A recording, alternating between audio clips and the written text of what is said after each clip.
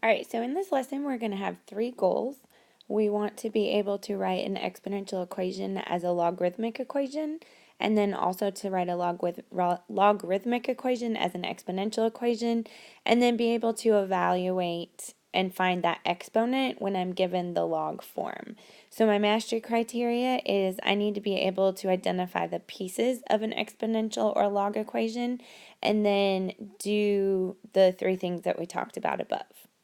So by the end of this lesson, you should be able to take this log equation and write it as an exponential equation, and take this exponential equation and rewrite it in log, and then be able to evaluate log values.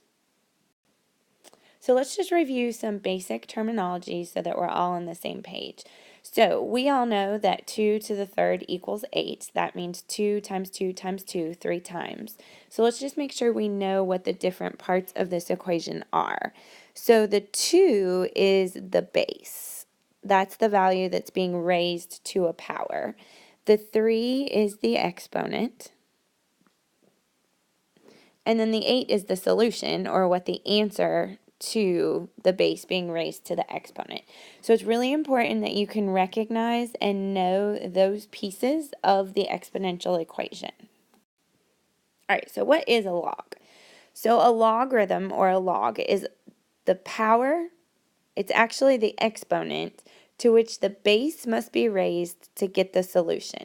So when we take an exponential equation like 2 to the third equals 8, the log, if I were to calculate the log, it's going to give me the exponent. So if I didn't know what that exponent was, I could use the base and the solution and do a log of that, and it would tell me what the exponent is.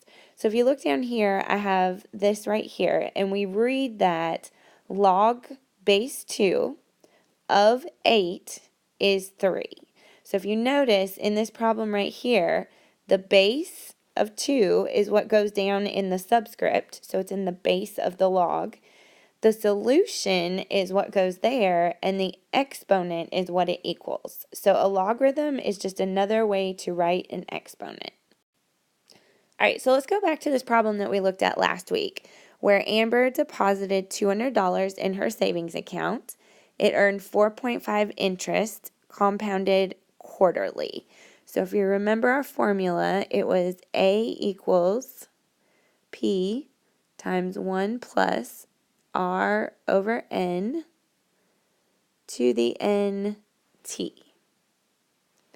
So A is how much she has in her account, P is what she deposits, R is my interest rate, N is the number of times it's compounded, and T is how long I leave it in there. So when I look at these numbers, I can see that 200 is my P, that's what I initially put in. The 4.5% is my rate, and we always write it as a decimal. And then it's compounded quarterly, so N is 4, because that would be 4 times a year. And I'm looking for how much money, so I'm looking for her account balance after 4 years. So I'm going to plug in A equals 200 times 1 plus 0.045 divided by 4 to the 4 times 4 years. And then I'm just going to plug that into my calculator.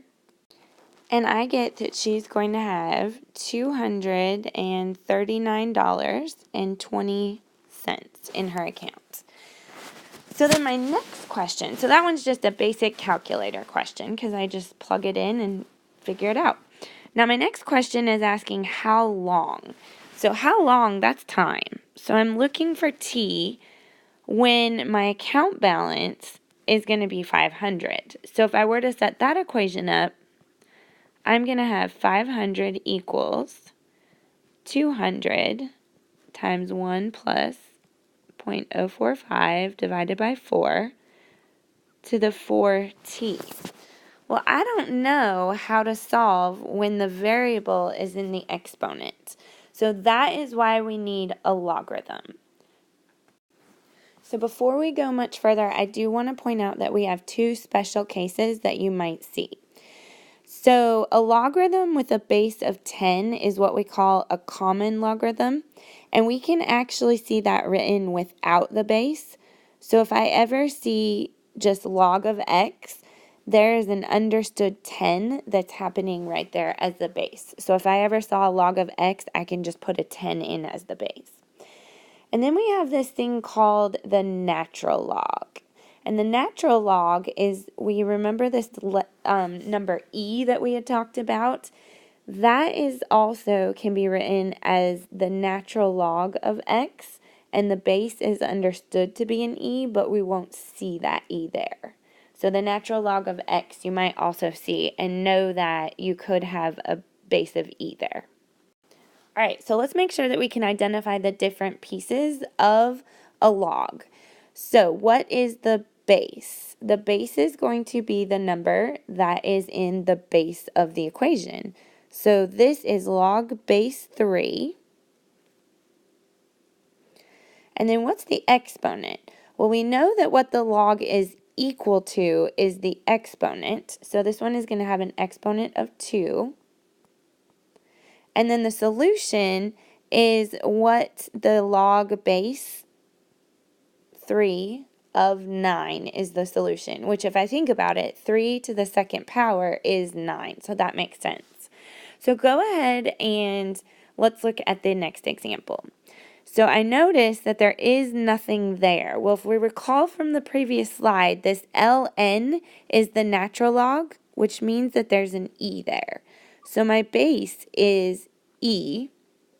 My exponent is what the log is equal to, so 3.87, and the solution is 48. All right, go ahead and pause the video and finish this table out. All right, hopefully you got those values. The only one that might have tripped you up is this log here. Doesn't have a base, and since it's the word log, it's an understood 10.